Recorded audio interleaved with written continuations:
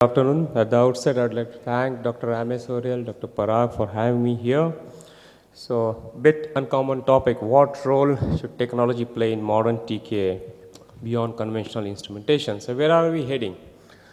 So, I'd like to cover this topic under 5 headings: conventional navigation, handheld navigation, robotic TKA, patient-specific instrumentation, and 3D printing. So navigation, friends, all of us know it results in extra overtime, functional outcome. There is no statistically significant difference. Always chance of pin track fractures in osteoporotic bones. It results in quadriceps fibrosis and it causes help to healthcare organization and to patient. To reduce some of these disadvantages, many navigation systems and companies, they are coming up with new softwares and machines.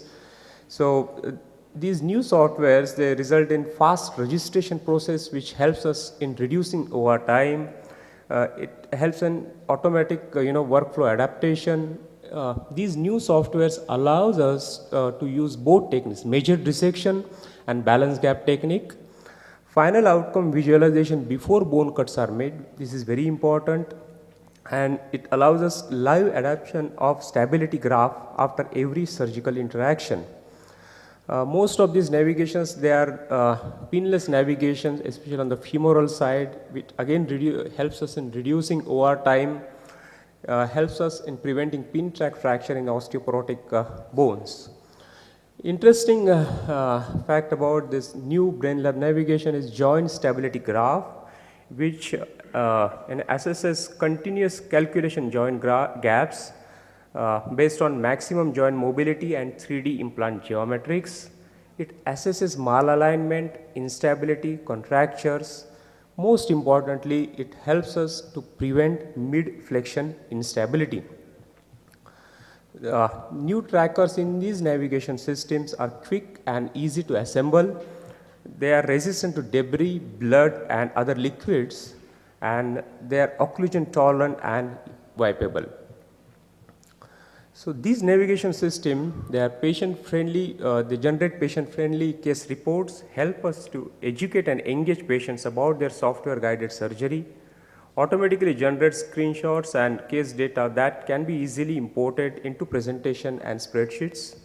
Cloud access to this navigation system for all screenshots, and which helps us in maintaining this data.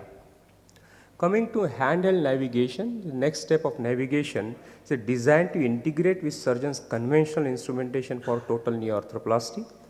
No preoperative imaging required as in case of robotic or 3D printing or in patient-specific jigs.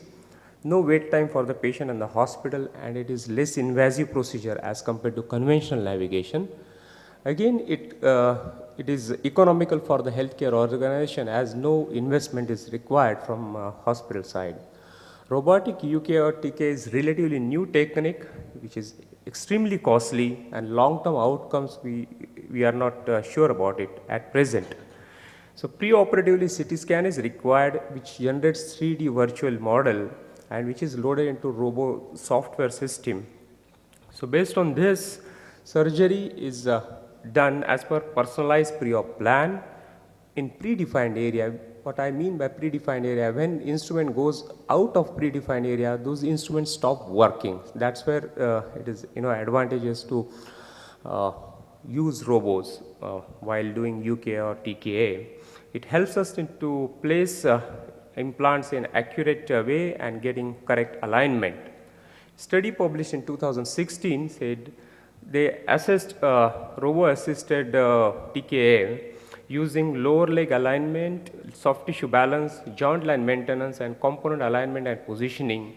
And they concluded robo-assisted surgery, it becomes clear that this technique can improve the accuracy of these surgical variables and is superior to conventional manual UKA and TKA, although larger and comparative survivorship studies are necessary. Coming to patient-specific instrumentation, so these instrumentation are used where conventional instrumentation is not possible, as you can see in this malunited femoral fracture or tibial fracture with retained previous implants. There are various companies in the market. From Smith & Nephew, there is Visionary patient-specific instrumentation. From DePuy, you had TrueMatch, Zimmer, they have PSI.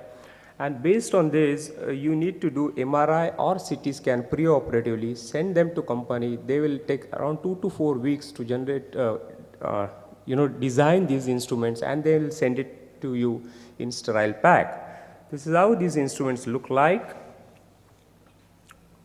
So, study published in 2016 about patient-specific instrumentation in total knee arthroplasty, and literature does not suggest PSI techniques as a gold standard in TKA. Therefore, it cannot be recommended as a standard technique in standard or non-complicated primary TKA.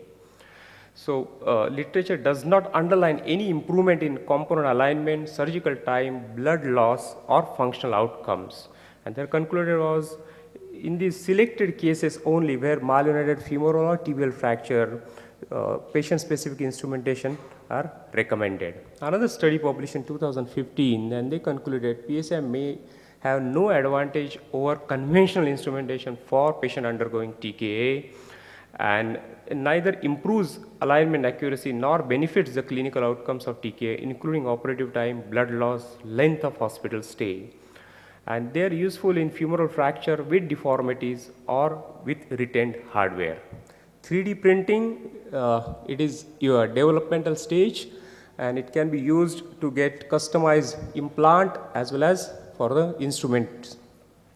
So technology, friends, it is evolving, but routine instrumentation still remains gold standard. Thank you very much.